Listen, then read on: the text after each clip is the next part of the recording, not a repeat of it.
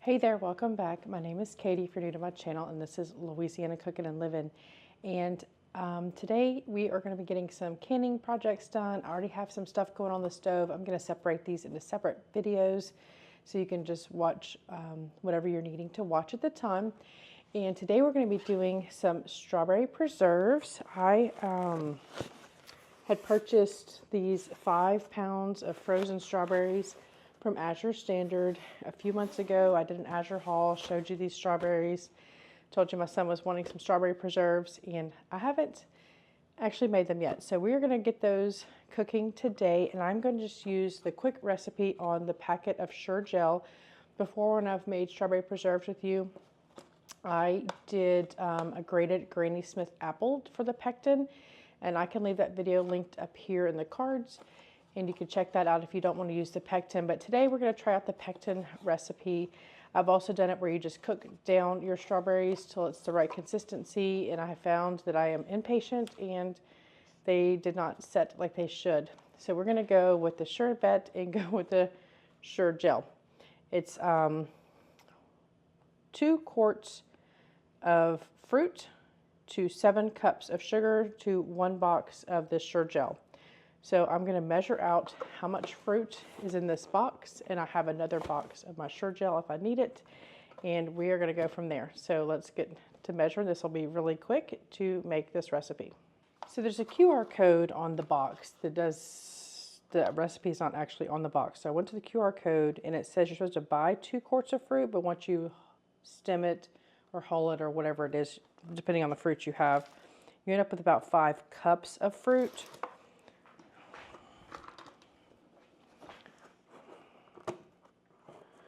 So let's see what we got here.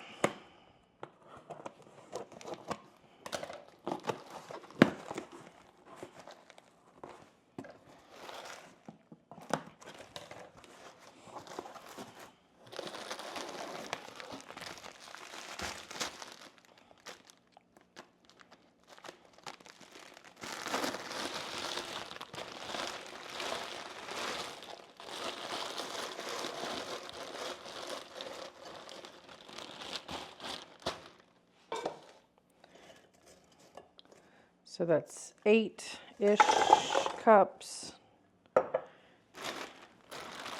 I guess I'm looking for 10 to double the recipe.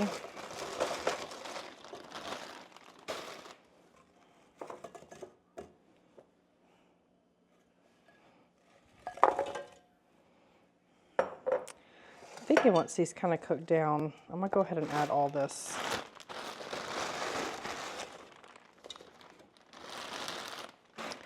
All right, so we're doubling the recipe, and we're going to bring this to the stovetop, and we are going to bring this to a boil with, all right, we're going to bring this to a boil on the stovetop, and we're going to put a couple of tablespoons of butter in here. Butter reduces the foaming that happens whenever you're boiling down the fruit. It can start foaming everywhere, so that butter will help reduce that. The recipe doesn't call for salt. I'm going to add a touch of salt just because I feel like salt, sweet needs a little salt to balance it out. Once this comes to a boil, then we will add our sugar to this. And I'm going to go ahead and start measuring my sugar out so we're ready to go. And so let's move this to the stovetop. All right, we have our pot on about a medium. I'm going to add a couple of tablespoons of butter to this. I kind of freaked out the first time I put the butter in my preserves, and then I thought about it. When you have toast with jelly on it, you have butter.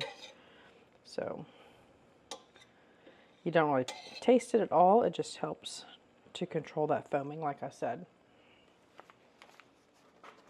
All right, we're going to bring this to a simmer, and we will come back when it's time for the next step. All right, so these cooked down, and I've been smashing them with my potato masher, and I was able to measure them out, and I have 10 cups of strawberries here. And I'm glad I reread the recipe because I pulled that butter out. I don't do the butter until after I whisk the pectin in. So we will bring this to a boil. We will whisk the pectin in, and then we will add the butter. So once this comes to a boil, we'll come back and add in our pectin.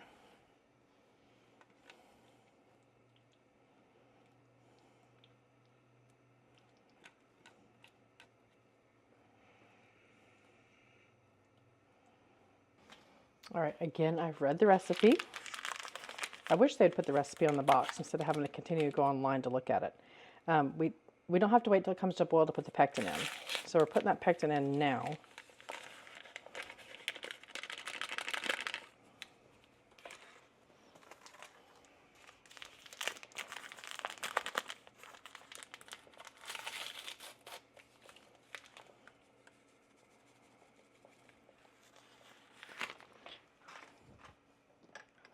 It says to stir it.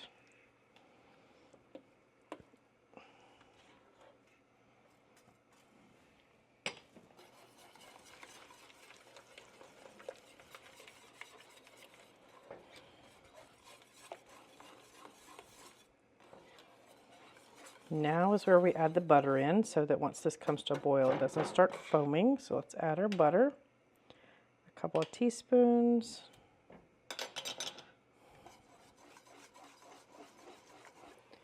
All right, we're starting to come to a boil around the edges, but a full rolling boil means when you go to stir it, you can't stir away that boiling. So we're not quite to the full rolling boil yet, because when I stir, the boiling goes away.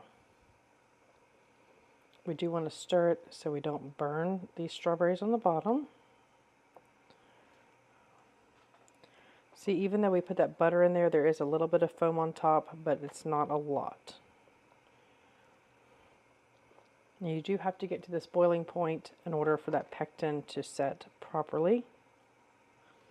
This is a regular pectin that you would use the full amount of sugar. There are low sugar pectins, or Pomona's pectin is a brand of pectin that I think you could even do no sugar. But the sugar is required for it to set also. So for our 10 cups of berries, we have 14 cups of sugar. We're almost there. All right, it's continuing to boil while I'm stirring. So we'll go ahead and start pouring our sugar in. Once we get our sugar in here, bring it back to a boil, and we want it to boil for a full minute.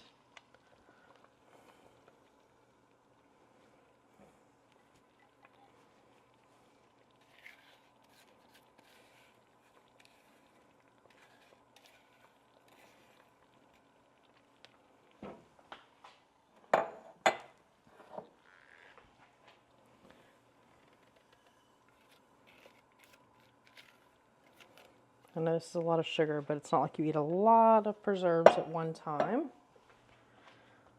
All right, let's get this stirred in.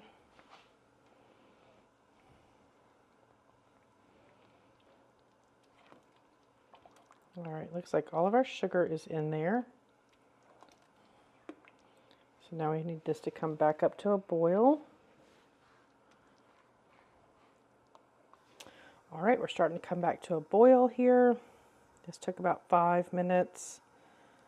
I did add about 1/4 teaspoon of salt to this. And once we come to that rolling boil that we cannot stir down, we will set our timer for 1 minute. I can even tell with my stirring it's thickening up. I'll turn it down a little bit because I don't want it to boil over once it does start boiling.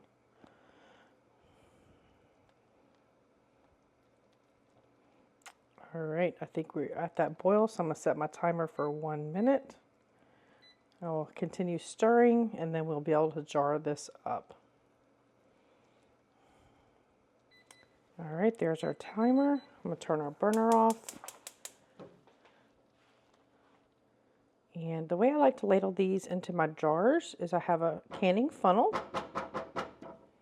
I like to use just a dry measuring cup to scoop it with. So let me get my funnel.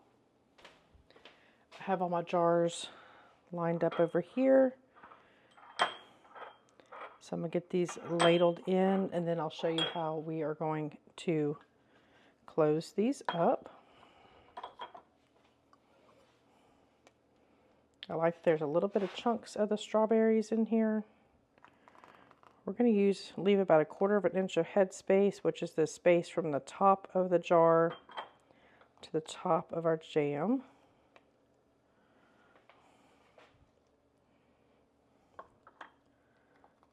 So we're just going to get this ladled up.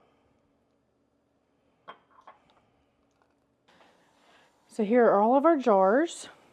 I have some white vinegar in my little dispenser here, and we're going to put that on a paper towel. You can easily just use a vinegar in a jar.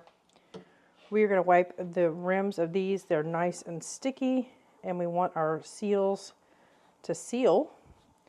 So we want to make sure we are wiping our rims really good. I have water in my water bath canner here heating up. Our jars are hot because our jelly is hot, and so we want our canner to be hot also. And these are going to take quite a bit of cleaning to get these clean. So let me get all these cleaned up, and then we will put our lids on. So I think I have all my rims cleaned really good. And now we are going to screw on our lids. We have a flat lid and a ring. We will screw these on fingertip tight, which means you just don't want to crank it down.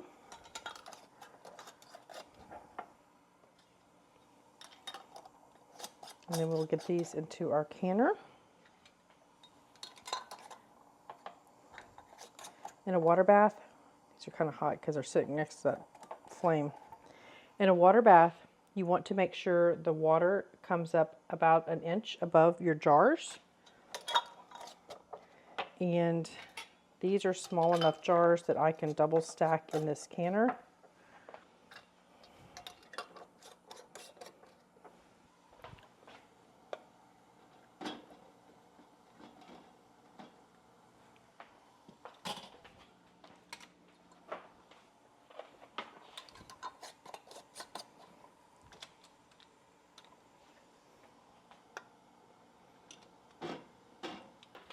I do have a trivet in the bottom of my canner so my jars don't bounce around, and I'm going to put another trivet on top so I can do my next layer of jars. And then I will add more water in to cover these jars.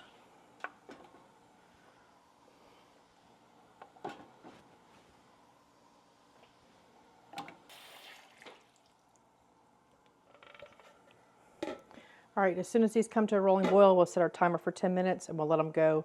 Then we'll turn our burner off after 10 minutes and let them just kind of sit and settle for about 5 or 10 minutes before we take them out.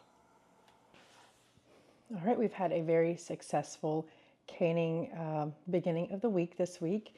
I did chicken broth. I did not do this with you guys, but I'm going to leave my canning playlist over here and you can check out. I've canned this a few times with you guys, but I have chicken broth I made. I did do a video of the spaghetti sauce. If you haven't caught that, the marinara spaghetti sauce. We did a lot of that earlier this week. I have done this a few different ways also, some with fresh tomatoes, some with canned tomatoes. So this will also be in my playlist. And then with this video, we got all of our strawberry jam jarred up. I will not leave my half pints here stacked. I just did it for, so we can get it all here in the shot.